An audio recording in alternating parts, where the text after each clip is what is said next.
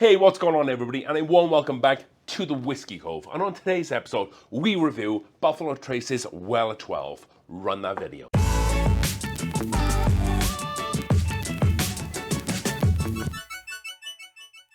Alright then folks, before we get into today's video, if you haven't subscribed already, please consider doing it. It really helps out the channel and helps the community grow here. And if you enjoyed today's video, smash that like button down below.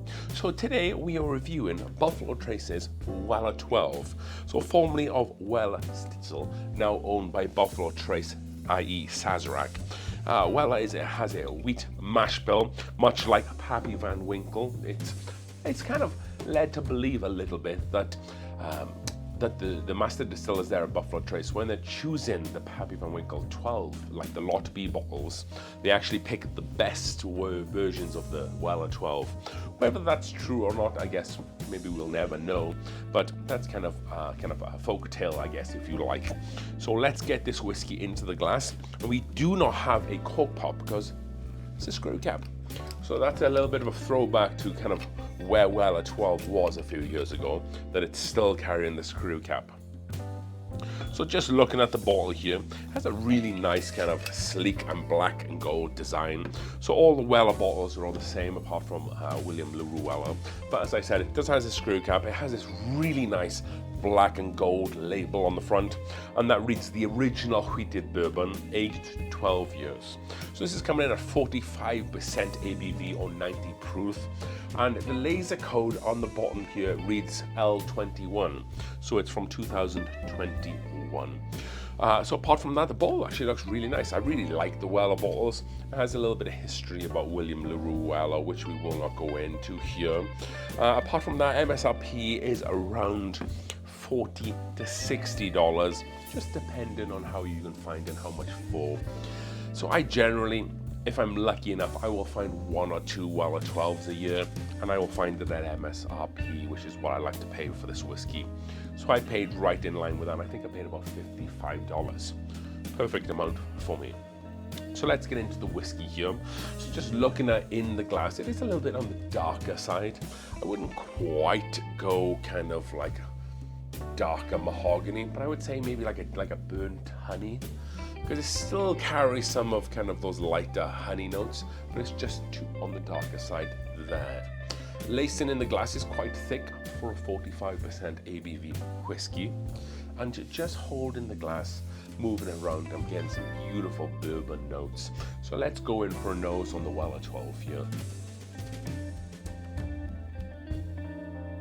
So a beautiful oak presence there from the get-go, which is what I really like about Weller 12. I like aged bourbons, and I feel that the aged 12 years carries a really good age statement for this specific whiskey, because you get it on the nose and it's there throughout the palate and the finish. So you do also get a nice little bit of sweetness there. It's kind of like a candied cherry sweetness with that oak backbone. Not too much wheat notes there for me personally. Maybe like a touch of fresh cut grass. Definitely getting some citrus notes there as well.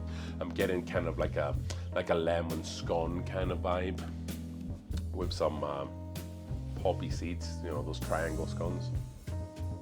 But a very inviting nose. So let's go in for a taste here. This is Weller 12. So it has this really nice roll-in palate. So you get a really nice, thick, nice coating on the mouth there, which is pretty impressive for a 45% ABV. You get a little bit of like a spice up front, which you generally don't get from lower proof bourbons, but you definitely get it from the Weller 12 here. And again, that oak presence, that oak is definitely the backbone of the palate and the finish with this whiskey. You get that oak spice there up front. You get that typical Buffalo Trace sherry to go with that as well. This is a very easy drinking whiskey, nothing offensive in the flavor. It's very well put together. So let's go in for another taste and see if we can pick apart the finish on this one. You do get a lovely bit of vanilla that runs through this as well. So the different types of vanilla that I like to talk about. When I say vanilla bean, it's kind of more of like a spicier, drier vanilla note. Vanilla frosting is more of like a candied vanilla note. But for this, and for me, it's kind of more, when I talk about vanilla with this, it's kind of more of like an ice cream vanilla. So you get like a sweet, sugary note, not quite candy cane sugary note, but a sweet ice cream vanilla note there as well. And with that spiciness that heads into the finish, it does dry out a little bit, and those 12 years definitely do come through. And I think it just does a really great job of rounding out the bourbon with those older notes there as well. Maybe a touch of kind of a new shoe leather there. So if you ever get like a new leathered shoe, or I guess who even gets new leather shoes anymore, so just maybe like a new plastic type fox leather shoe, you kind of smell it. It's kind of had some of those notes there as well. So all in all, what are my impressions or kind of market placement about this bottle, branding and whatnot? So this is a Buffalo Trace / Sazerac product, a very difficult bottle of whiskey to get at MSRP. Also, most recently made famous again by Yellowstone, who had it on the season premiere lately. I think this is a fantastic whiskey. This is right up my alley in terms of the age statement there. A lot of those fantastic Buffalo Trace notes are in this whiskey as well. So for value for money, for the MSRP I paid for it, definitely an A for me on this one. Again, if you can find it for MSRP, it's fantastic value for money.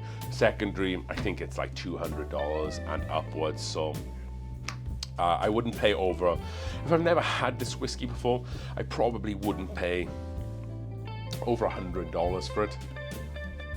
If I've had it before, I think the max I would pay is probably like $75.